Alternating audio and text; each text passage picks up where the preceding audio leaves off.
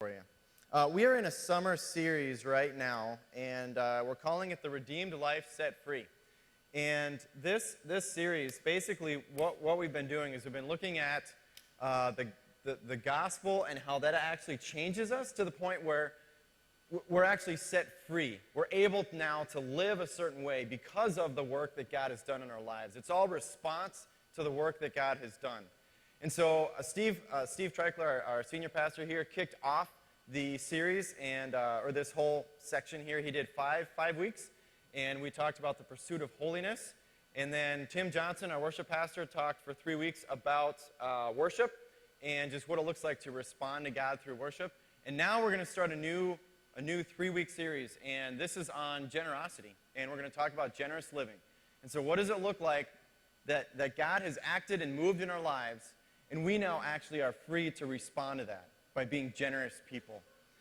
And this is the service where we get to do questions. And so if you have questions as we're going through this, we'd love it if you just jot those down. And we'll take a few minutes at the end.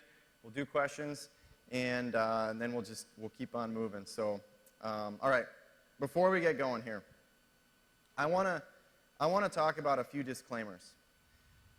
And this is really important because this topic of generosity can sometimes be a touchy one in the church. And so I just want to hit a few disclaimers. Let's talk through that first, and then we'll get going here. So first off, number one, Hope does not want your money. The reason that we are going through this series, it's not because we're trying to increase our coffers here at Hope. It's not because we just want people to give a lot more.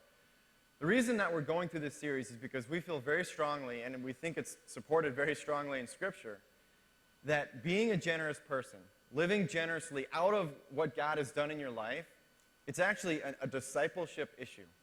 It's part of what it looks like to follow after Christ, to be a Christian, to be a follower of Jesus.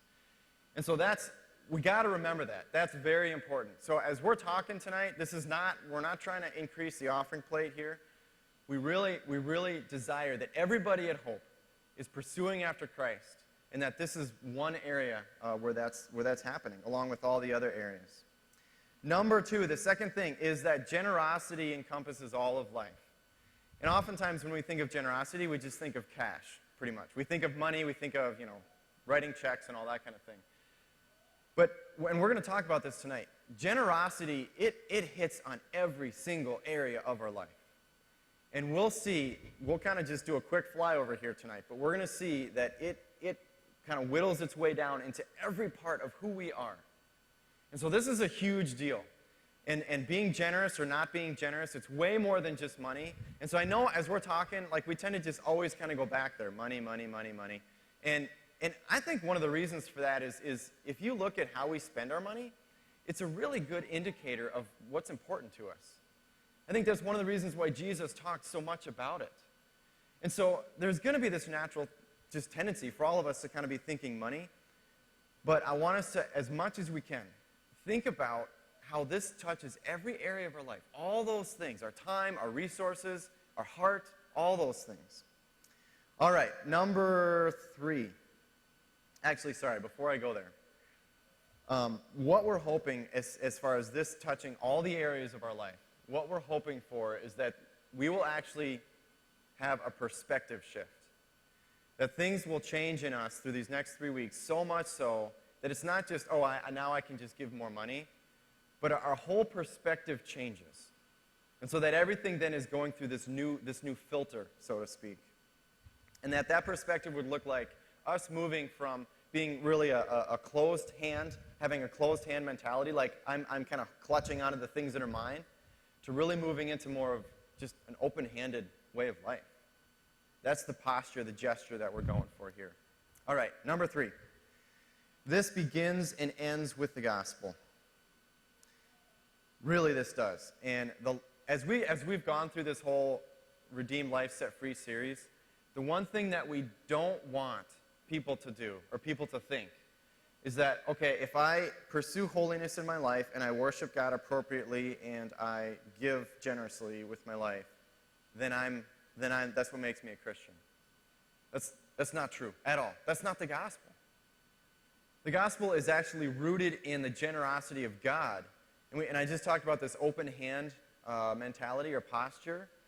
And we see that with Christ on the cross. And it's not just open hands. He's got his arms stretched on the cross saying, through this, I am showing incredible generosity and welcoming all to come to the Father.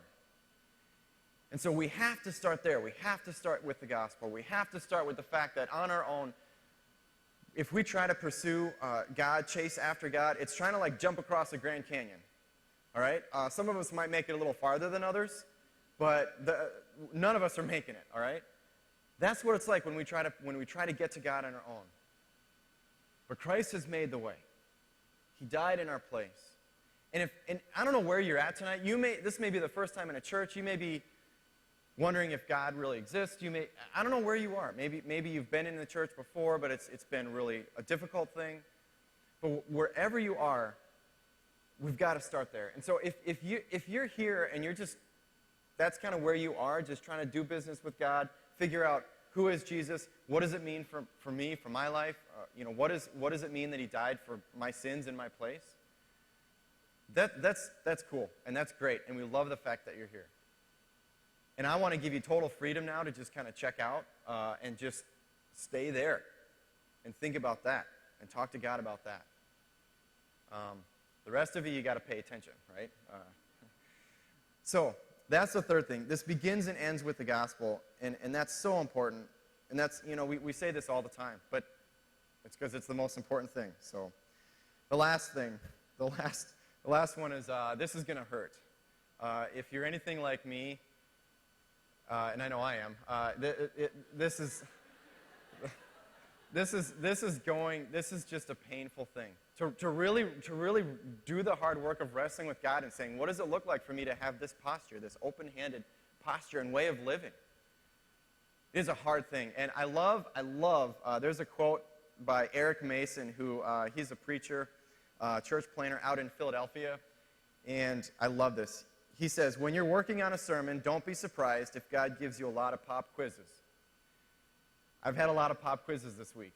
And as I've really begun to think through this and think, what does it look like for Hope to be a people that is a generous people? God has he has just put me through the ringer. And I've felt this weight on me that this is something we all need to hear. So if anything, just listen to God today, listen to what he's saying in Scripture, and hopefully I'll kind of just take a back seat. That's what my hope is.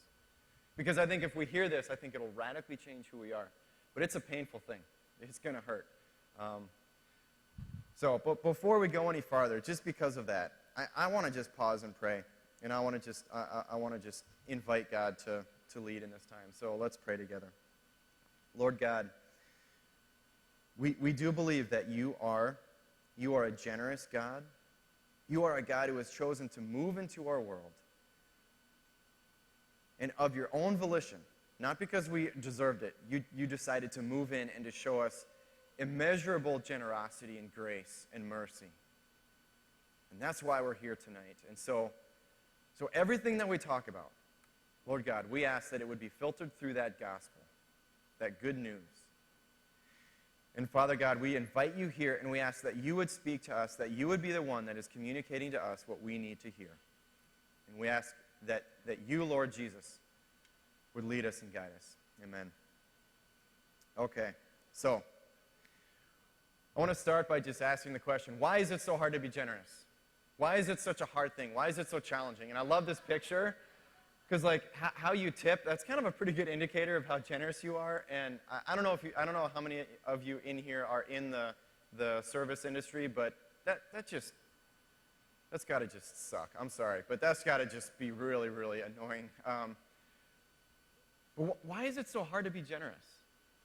Why is it so tough? And as I was thinking about this week, I got a pop quiz, and that was exciting and fun. I tend to be pretty generous if we're at a restaurant. I'm more than willing to throw my credit card down there and say, I want to pick up the tab for everybody.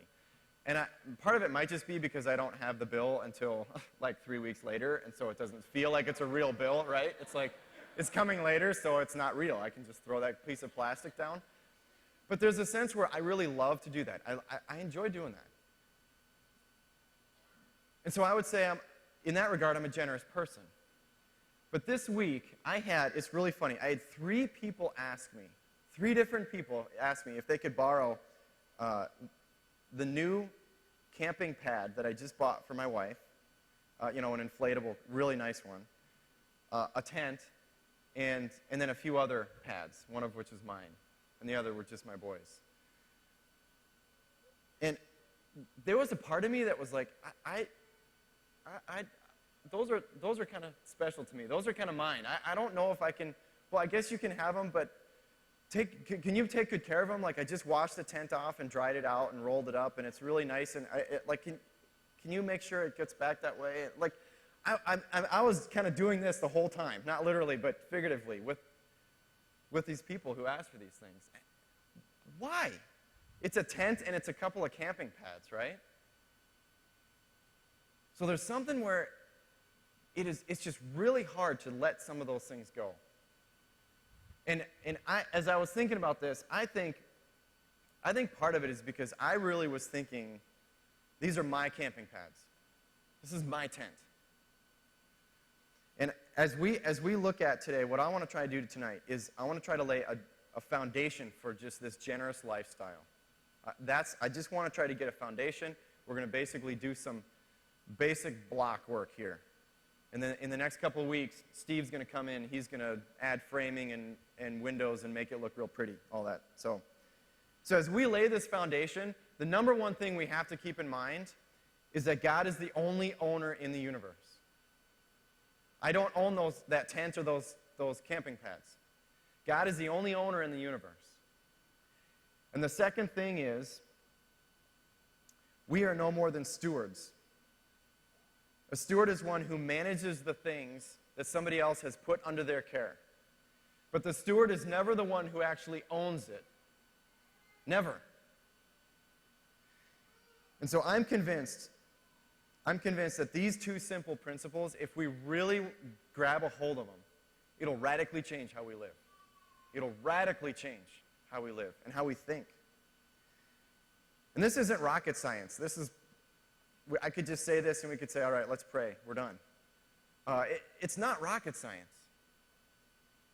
And yet these principles are, when we actually grab a hold of them, they are radical principles. So here's what I want to do. We're gonna do a real quick buggy ride through Scripture. We're going to start in Genesis, and we're going to go all the way to the end of the book in Revelation.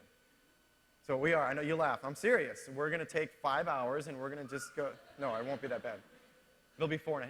So we're going to go through this. We're just going to kind of make a couple of quick stops along the way. But I want us to grab a hold of this concept that these truths, these are anchored in Scripture, and they run all the way through. It's not like something just magically happened in the church in the New Testament. These run all the way through. So we're gonna do that real quick. Buckle your seatbelts. The buggy might get bouncy. Hold on, and then we're gonna fly through these. All right. Oh, and one other thing. The sermon insert that you guys have, all of these references and things are on there for these verses. And so if we're flying through this stuff, I would encourage you, just take this next week and just read through those. Wrestle with God on those passages. Okay, so number 1, creation. We're going to start at the very beginning. We're going to look at Genesis chapter 2, verses 8 and 9. And it says this, "And the Lord God planted a garden in Eden in the east, and there he put the man whom he had formed. And out of the ground the Lord God made to spring up every tree that is pleasant to the sight and good for food. The tree of life was in the midst of the garden, and the tree of the knowledge of good and evil. The Lord God took the man and put him in the Garden of Eden to work it and keep it." So right at the very beginning, day 1, when man and woman are on the scene, God says, here's the garden. God is the one who made the garden. God owns the garden. It's very clear. And he takes this guy and he sticks him in the garden and he says, okay, take care of that garden.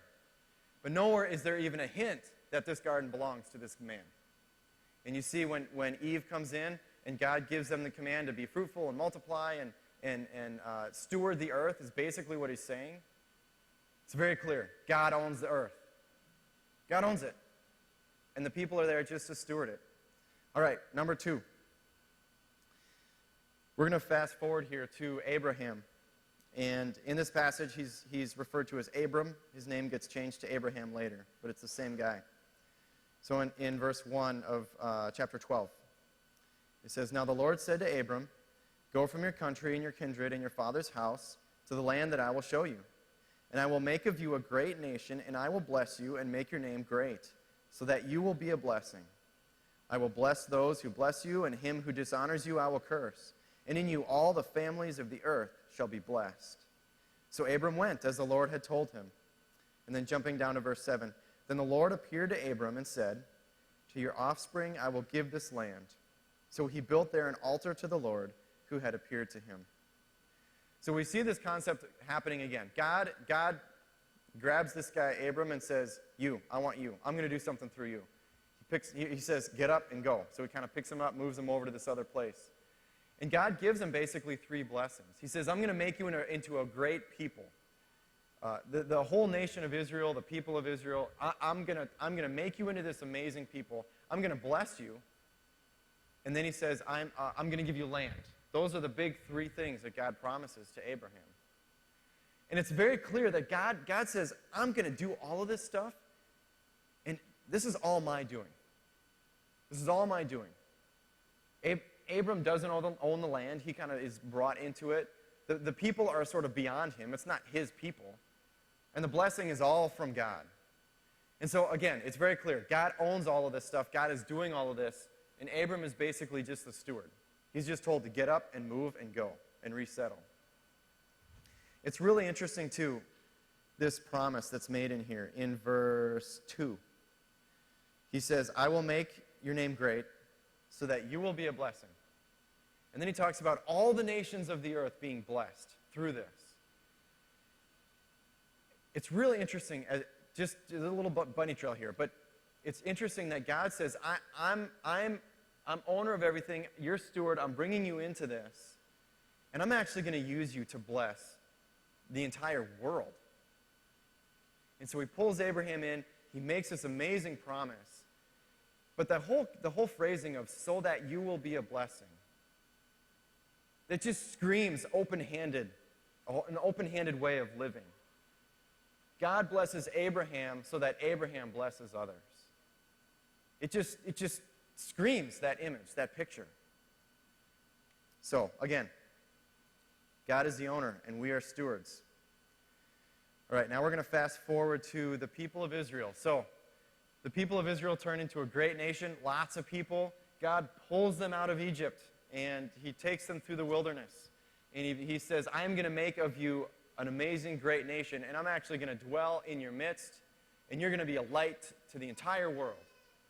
And so he's continuing this promise that he began with Abraham.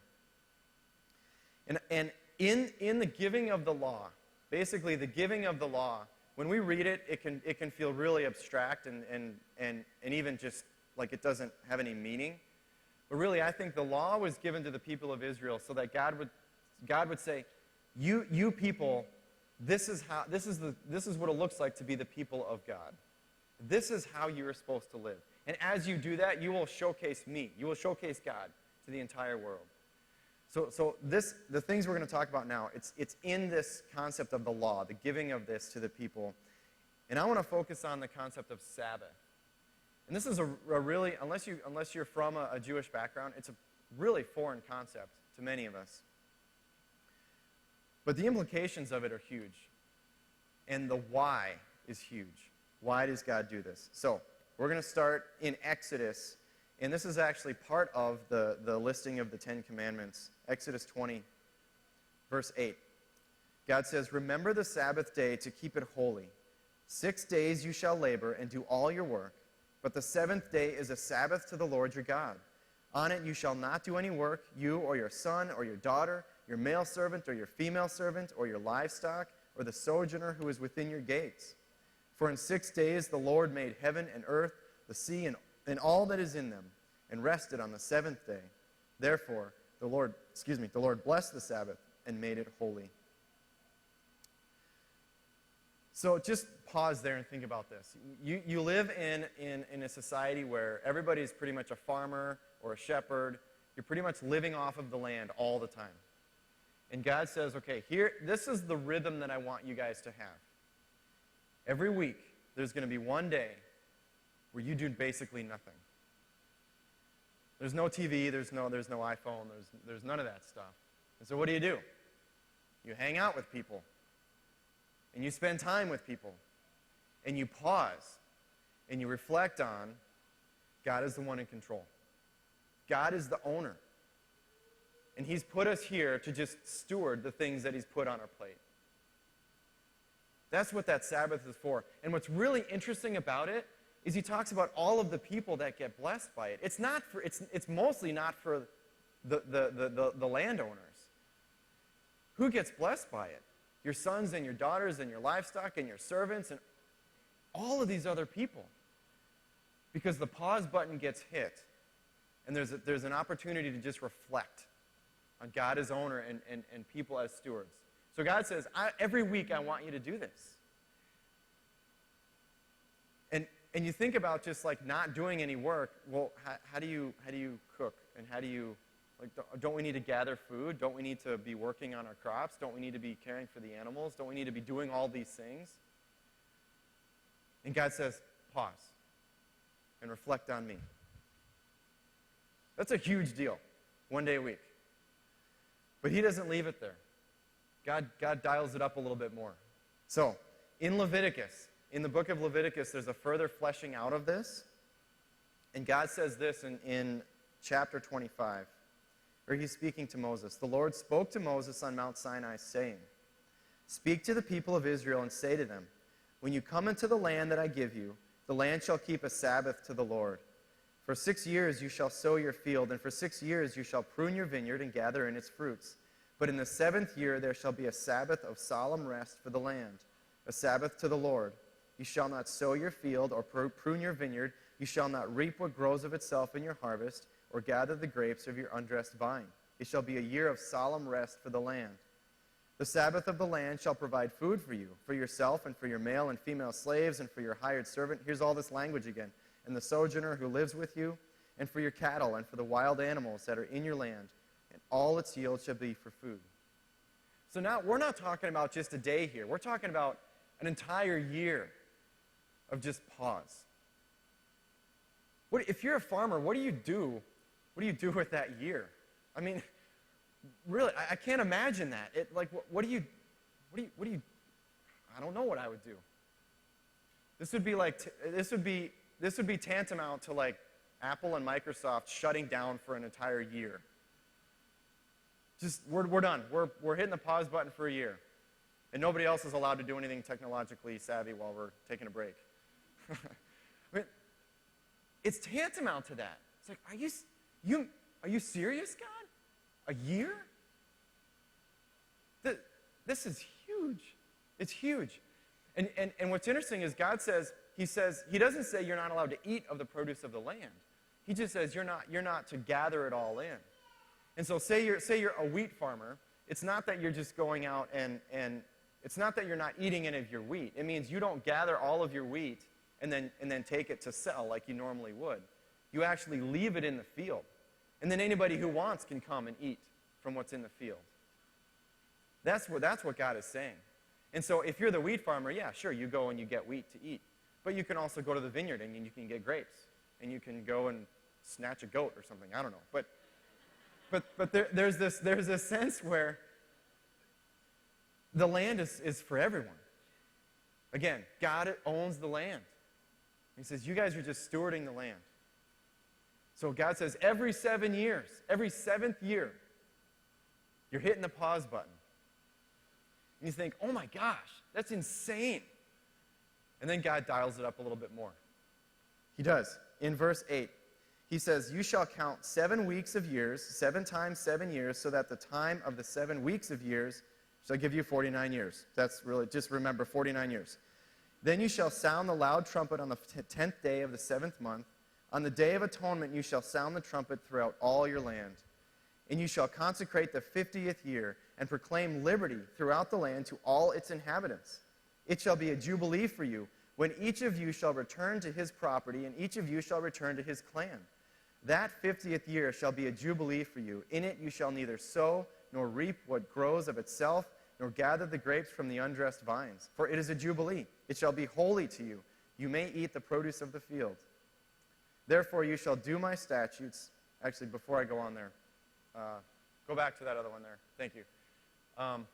Okay, so we look at 49th year. Okay, we're taking the break because it falls within every 7th year. And God says, you know what?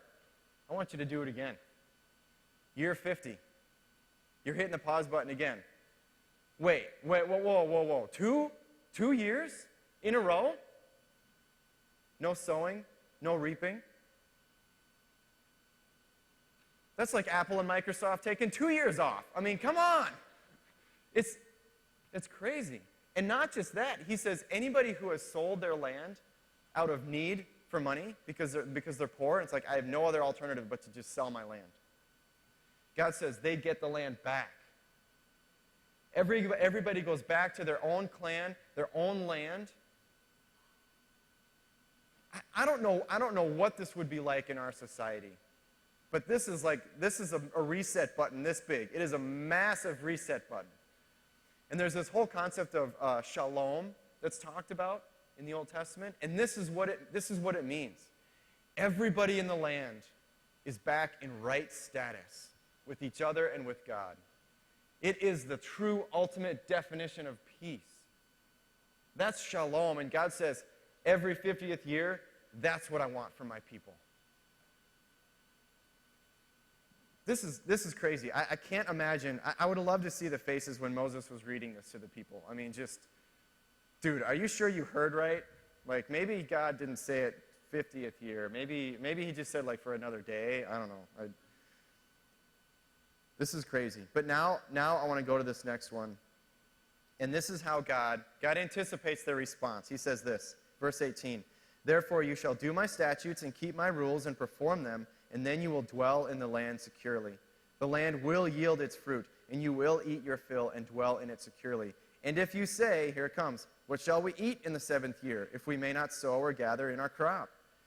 I will command my blessing on you in the 6th year, so that it will produce a crop sufficient for 3 years. When you sow in the 8th year, you will be eating some of the old crop. You shall eat the old until the 9th year when the crop arrives." God says, don't worry about it. Don't worry about it. You can't control the crop anyways. You trust me, in the 6th year, I will make so much. You're going to be sick of your 6th year crop by the time you get to planting again after those 2 years. God says, don't worry. I got it. I'm in control. And then verse 23, "The land shall not be sold in perpetuity, for the land is mine." There it is right there. The land is mine. God says, I own this. "For you are strangers and sojourners with me, and in all the country you possess, you shall allow a redemption of the land." So there's kind of this rhythm. God basically institutes this rhythm, and we see it like this. Basically, there's a Sabbath for every 7 days, so 1 week. There's a Sabbath for every 7 years, 1 week of years, and then there's a Sabbath for every 49 years, 1 week of year weeks. So God says, okay, if you're going to be my people, this is what it looks like, and he sets this rhythm in place. Why does God do that? So that 1 day a week, 1 year out of every 7 years, and 1 extra special year out of every 49 or 50 years, everything is beyond a shadow of a doubt that God controls everything, and God is the owner. And he says, you people, you are stewarding all of this land, and I own it. So, God establishes this for his people, and they fail miserably. They actually never, as far as we can tell, they never celebrated the 50th year, and property got sold, and it never went back. And the land never rested. And it's even questionable if they did the 7-year thing, like rested on the 7th year. So it doesn't happen. It doesn't happen. And now Jesus comes on the scene. And Jesus says this in Luke 4. Or actually, this is the beginning of what happens in Jesus' ministry. This is how he begins it all. It starts in verse 16. And he came to Nazareth, where he had been brought up, and as was his custom, he went to the synagogue on the Sabbath day, and he stood up to read. And the scroll of the prophet Isaiah was given to him. He unrolled the scroll and found the place where it was written, "The Spirit of the Lord is upon me, because he has anointed me to proclaim good news to the poor. He has sent me to proclaim liberty to the captives and recovering of sight to the blind, to set at liberty those who are oppressed, to proclaim the year of the Lord's favor." This is the year of Jubilee. And he's quoting this passage from Isaiah, and Isaiah is prophesying when God will finally act and actually make this shalom, this year of Jubilee, happen. And Jesus shows up. He's working through the scroll. He finds the place. He reads this passage about this year of Jubilee. And then we get to verse 20. And he rolled up the scroll and gave it back to the attendant and sat down. And the eyes of all in the synagogue were fixed on him. And he began to say to them, "Today this scripture has been fulfilled in your hearing." This is a cataclysmic moment. People are waiting and waiting and waiting and waiting for God to move and act, and for God to finally bring this shalom and this restoration to Israel. Jesus reads this passage about this, and he says, right now, it's happening. It's like, oh my gosh. It's like heaven and earth are shaking when he says this. And so the people of Israel fail, and Jesus says, I am going to come. God in the flesh, I am going to come, and I'm going to make this happen. And so all of this is tied into, again, God is owner, people are stewards, and Jesus now has set something into motion that's way bigger than just land. Way bigger than just land and people. He has changed the entire course of history. And yet it still is anchored in God is owner and people are stewards. And we see this continue as we look at the early church. And this is just one example. In 1 Peter, Peter's talking to Christians, and he says, in verse 7 of chapter 4, "The end of all things is at hand. Therefore be self-controlled and sober-minded for the sake of your prayers. Above all, keep loving one another earnestly, since love covers a multitude of sins. Show hospitality to one another without grumbling, as each has received a gift. Use it to serve one another as good stewards." There it is. "Good stewards of God's varied grace. Whoever speaks as one who speaks oracles of God.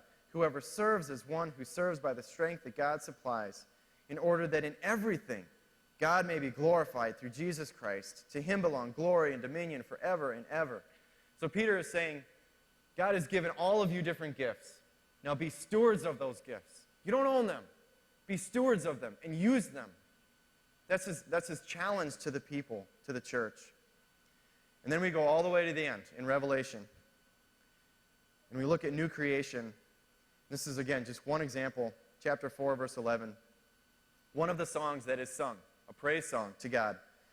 It says, "Worthy are you, our Lord and God, to receive glory and honor and power, for you created all things, and by your will they existed and were created." There is a sense where praise is given to God because He is the creator and the owner of everything. In new heaven and new earth, nothing's going to change in that regard. God is creator and owner, and we are stewards. So Scripture is clear. We've just taken a pretty quick ride through it, and it's very clear that God is owner, and we are stewards. And I think, again, it's not rocket science. I think sometimes we kind of just, we just get caught up we just get caught up in this concept that it's mine. Everything is mine. And ultimately, I think that's probably the core issue. And even if we just think about it logically, think about it this way. My job is mine. We say that all the time. We think that all the time. Well, just reverse engineer it and ask yourself questions. How did I get my job? Well, for most of us, it's, I knew somebody and they helped me get an interview. Okay, so already we're dependent on something else. But maybe you didn't know anybody, you just went and got the interview. Well, how did you get the interview? Well, I had a pretty good resume. Well, how did you get your resume? Well, I went to school. I got to go to school. How did you get to go to school? Well, my parents helped me out. I was raised in a society and a culture that says school is important, and so that was something I valued. And so everything that we trace back, we're not independent of any of this stuff. And we can't really say that we own anything, even if we just look at it logically. But Scripture screams this as well. And so it's true, I think, of everything. I think we don't even realize it.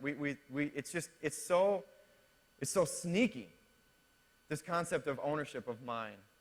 And here's a great example. I have a 3-year-old, and then he has 2 older brothers. So I've got 3 boys.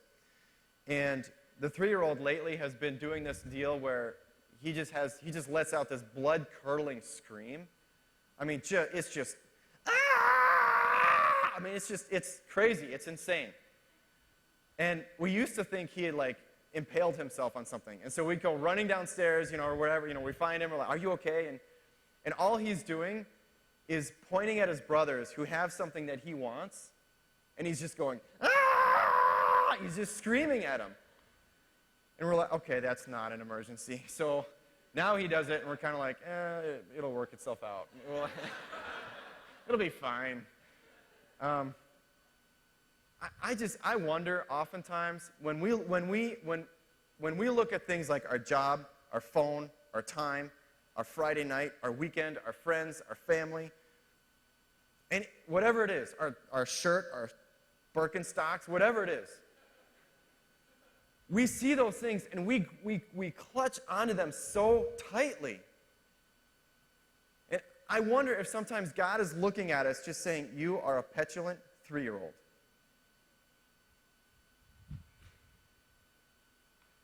I don't know if that convicts you. That convicts me. I often think that's actually what's going on. It looks kind of like this. I love this picture. I love the hand in the face. I don't know if you can see that, but it's just like, get out of my car. There's going to be a beatdown right after this. But this is our posture. When we look at how, when we view ourselves as owners, this is where it leads. So, if this is kind of just, if this is an issue for us as people, I know it is for me. How do we change from that? How do we go from this to go to the next one, to that? I love the guy in the right because he's really concerned. He's like, she's going to eat way more than her half. It's like, I don't know if that's real generosity or not, but how do we do that? How do we move in that direction? And the Sunday school answer is Jesus. I want to look at Luke chapter 12, and there's a passage that talks about an encounter with Jesus, and then a parable that he tells, and instructions that he gives to his followers. I want to look at that quickly, because I think it really goes after the heart of this whole owner-steward concept. So, first off, this is the situation here. Luke 12, starting in verse 13. Someone in the crowd said to him, "Teacher, tell my brother to divide the inheritance with me." I just think this is so funny. I mean, it's like, you look like a man of good standing who can tell people what to do. Tell my brother to share the inheritance with me. And I love his response. Jesus, he calls a spade a spade. He says, "But he said to him, 'Man, who made me a judge or arbitrator over you?'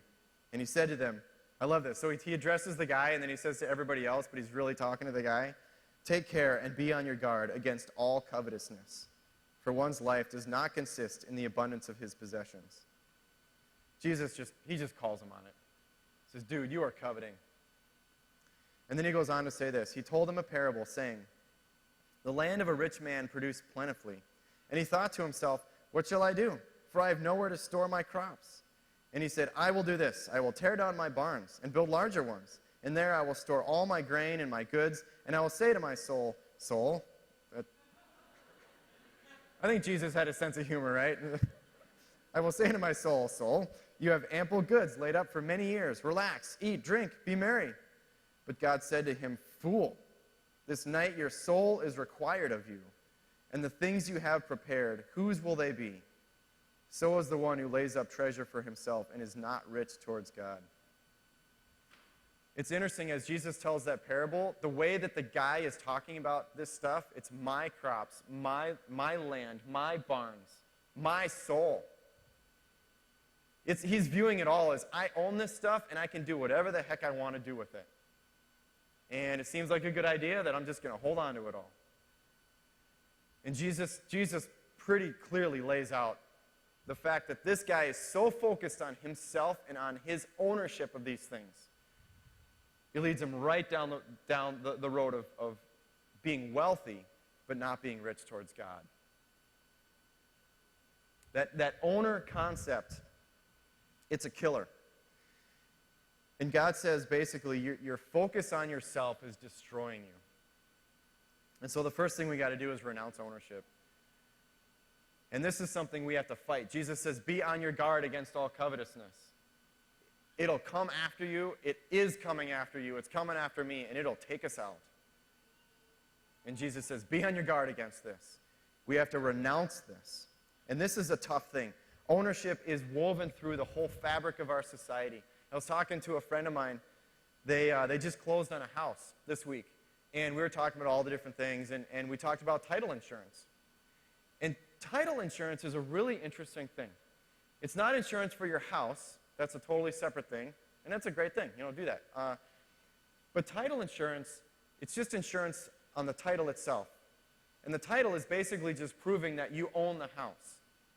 So you're basically insuring this document that states that you own this property. And I'm not saying don't get title insurance. Get title insurance, all right? It's an important thing in our society. But the very fact that we have to insure ownership, that just speaks volumes. It is interwoven into all these different areas of our society. And so this is a constant battle. And so when we renounce ownership, we got to come back to God is the only rightful owner. We have to always go back to that. Always land on that. And then secondly, we have to realize when we try to fill the role of owner, we fail miserably. And here's what's really interesting about this. Somebody might seem like they're very generous, and they just give. They give a lot. They give a lot of stuff. But if they're focused on themselves as, this is my stuff that I'm giving, none of it is done to the glory of God. It's all still focused on self. I'm choosing to take my things and to give to this person. And so therefore, I am a generous person. It's incredibly selfish. It's really interesting. It's not in how much money you have or how little you have or how much you give, or it's not in any of that stuff. It's all in the heart. So we have to renounce ownership. That's the first big thing. And now let's move on. So Jesus tells that parable, and now he starts talking to his disciples. In verse 22, he said to his disciples, therefore I tell you, do not be anxious about your life, what you will eat, nor about your body, what you will put on. It's like, wait a second. You're talking about food and clothing. I can't think of a more basic necessity of life than that. And Jesus says, don't worry. Don't worry about it. I freak out about my laptop. I freak out about, obviously, my camping pads and my tent.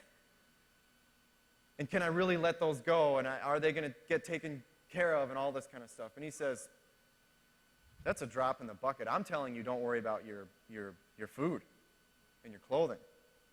Oh my gosh. He says, life is more than food, and the body more than clothing. Consider the ravens. They neither sow nor reap. They have neither storehouse nor barn, and yet God feeds them. Of how much more value are you than the birds? And which of you, by being anxious, can add a single hour to his span of life? If then you are not able to do as small a thing as that, why are you anxious about the rest? He says, you have so little control over your life, you could do everything in your power, and you could not add 1 hour to your life.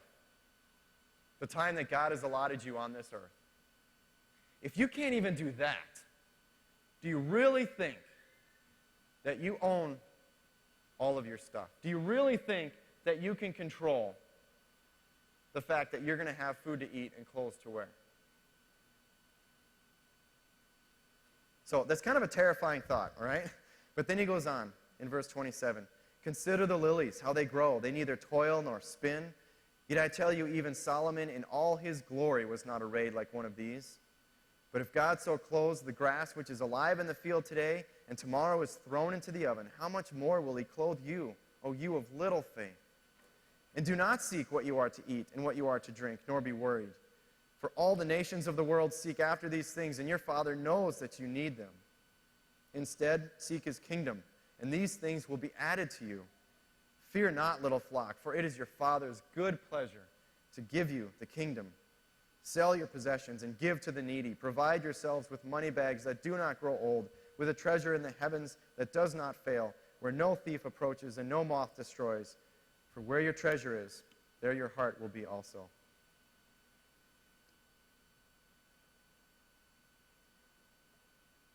Jesus basically says, it is a terrifying thing that you have no control and you don't own anything. But he says God is a generous God.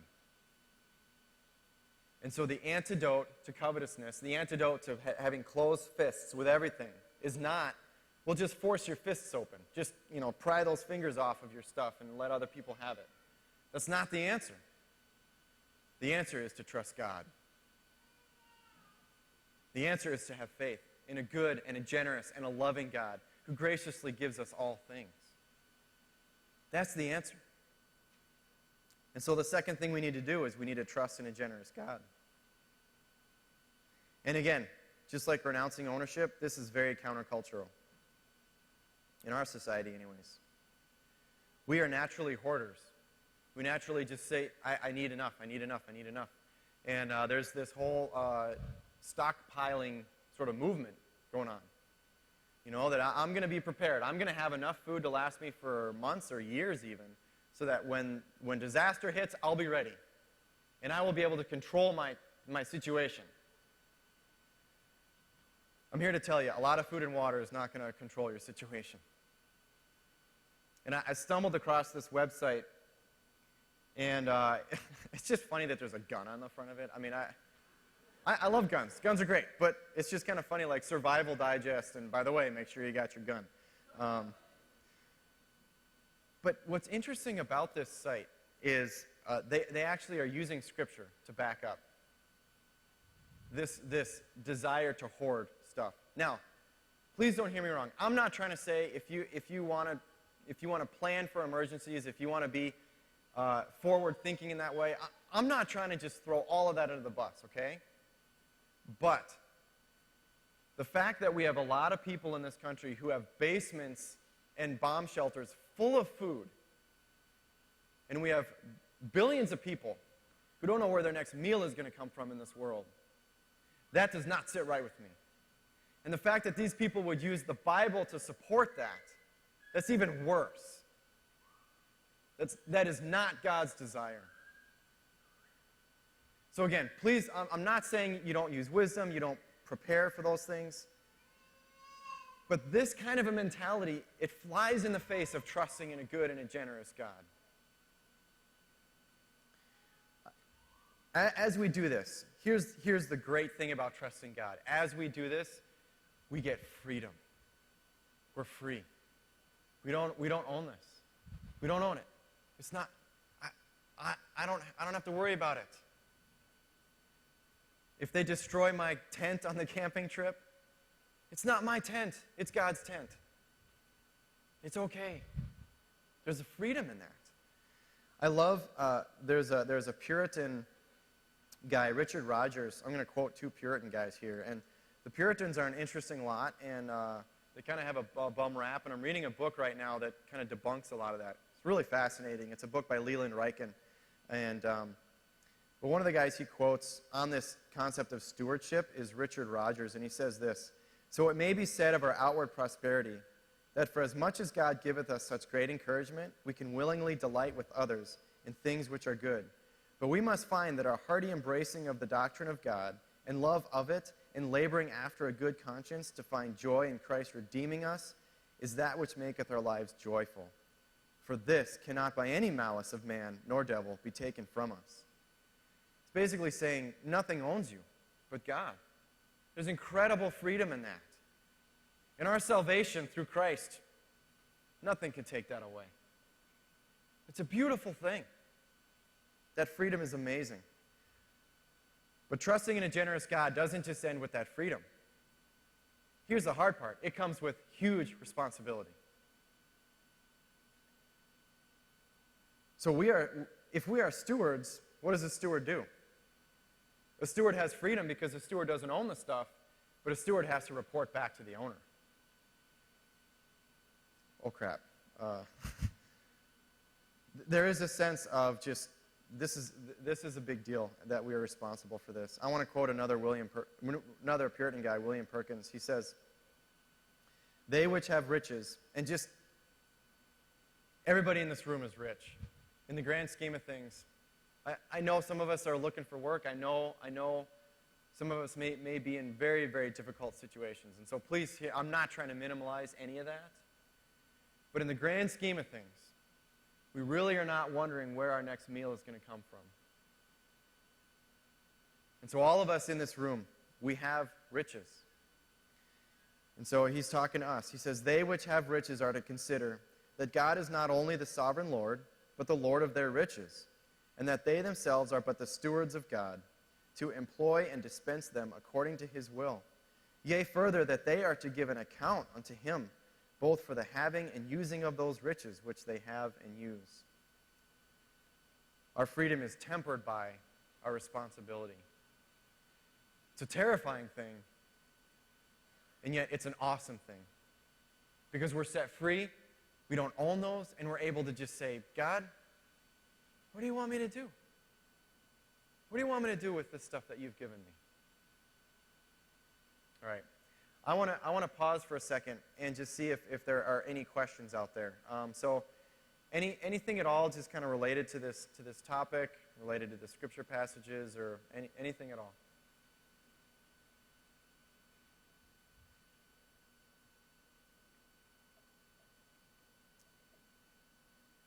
Anything?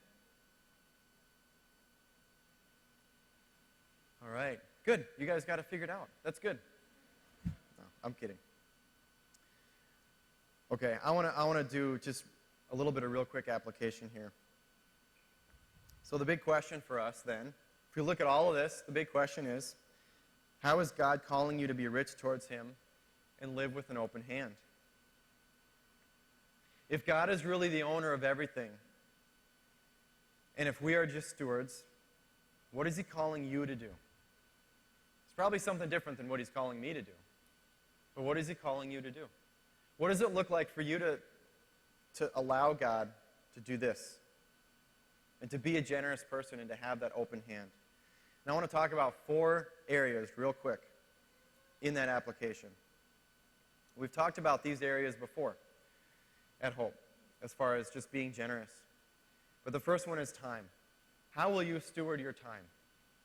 And here's a great example from my week, another pop quiz that I got. I think it was Tuesday, I was taking my son and his buddy to this safety camp out in New Hope. And it's this fun thing. They get to hang out with policemen and firemen and do all this great safety stuff. And so on the way out there, we're going on 94, and there was, I don't know if you heard about this huge semi-truck accident that basically closed the Lowry Tunnel. Big deal. So basically it took us an hour to get from 94 in Hiawatha to like 394, which normally takes about 2 minutes maybe. So an hour. And ironically, that was an hour that I was going to be working on this sermon. It's like, great. God says, I'm going to take an hour, and then I'll just give you this pop quiz, and we'll see how you do. So I'm in the car, and if I'm in the car, and I think I own my time, then I've just lost an hour. I own my time, and somebody just stole an hour from me. That stupid truck driver that turned his truck over. I mean, that's how we think, right? And I hope the guy's okay. Seriously, I feel terrible for the guy. But we think that. You just stole an hour from me. But if God owns the hour, and if I'm a steward of that hour, then what do I do with that? Well, I've got my son and his buddy in the back seat. Maybe God wants me to just hang out with them for an hour. I don't know. But that's what I got to do. That's just an example of what it looks like to steward our time. And that's maybe one example where I pass the pop quiz. There are 99 others where I fail it. All right, so how will you steward your time if God owns it? The second thing is our talents. God has given each of you an amazing amount of skill and ability and talent. What are you going to do with that? If we own our talents, if we own that stuff, then, so for example, let's just talk about hope here.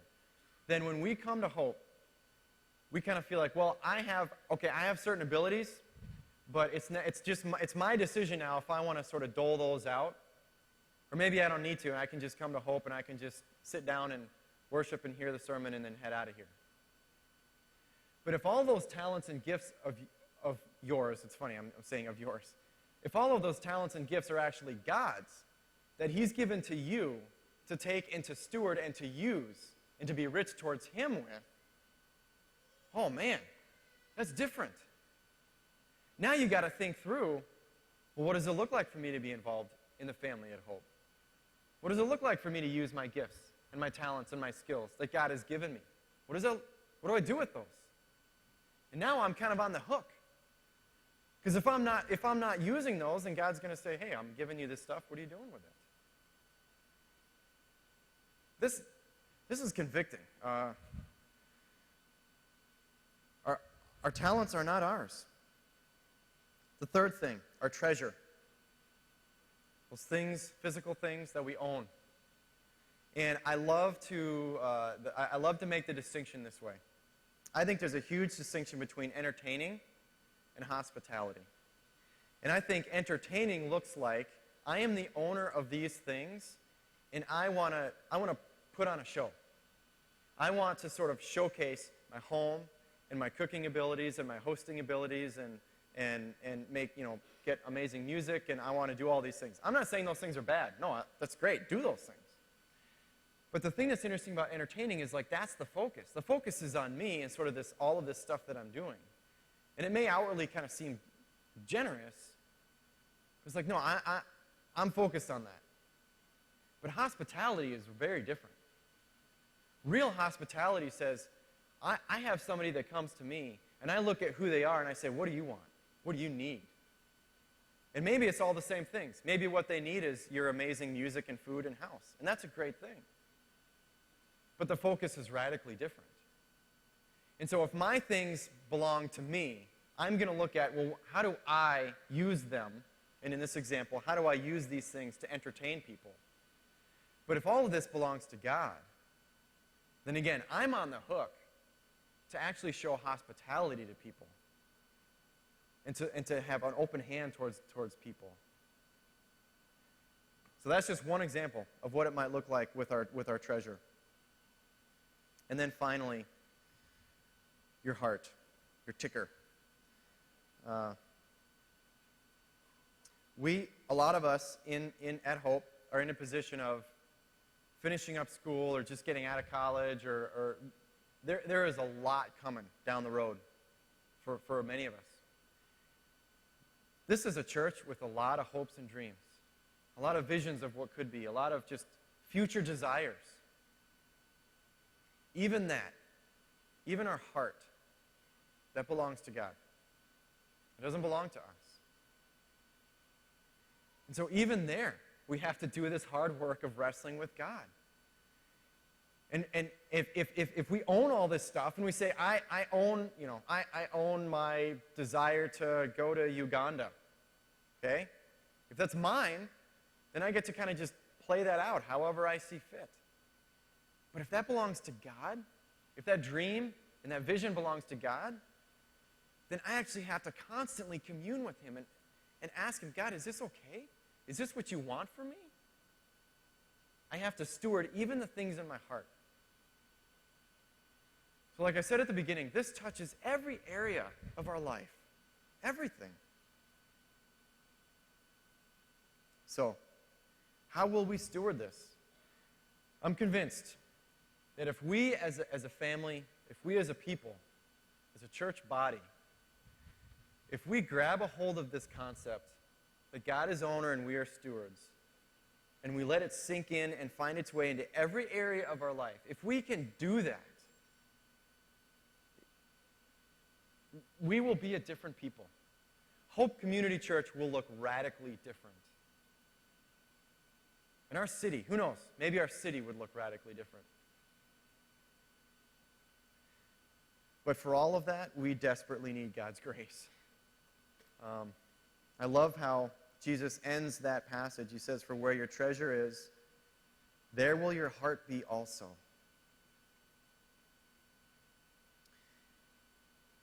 This table, this communion table, screams the generosity of God.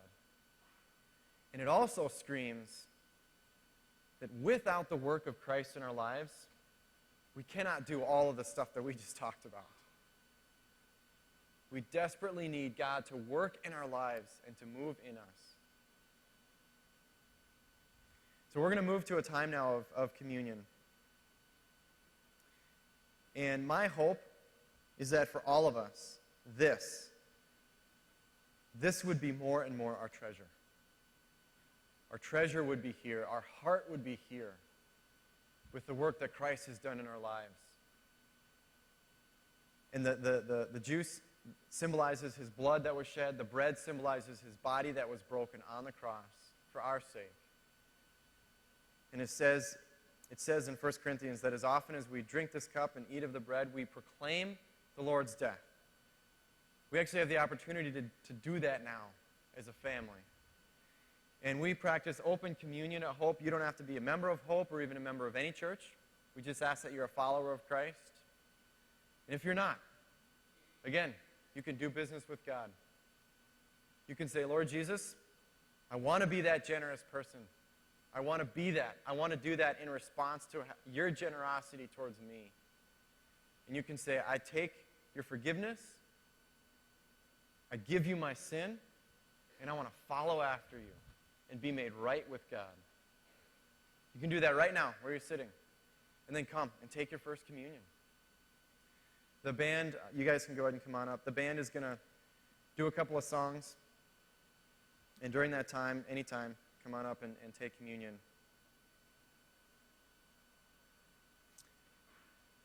But I want you to take just a second and just ask God, what is it? What is it right now that you're laying on my heart?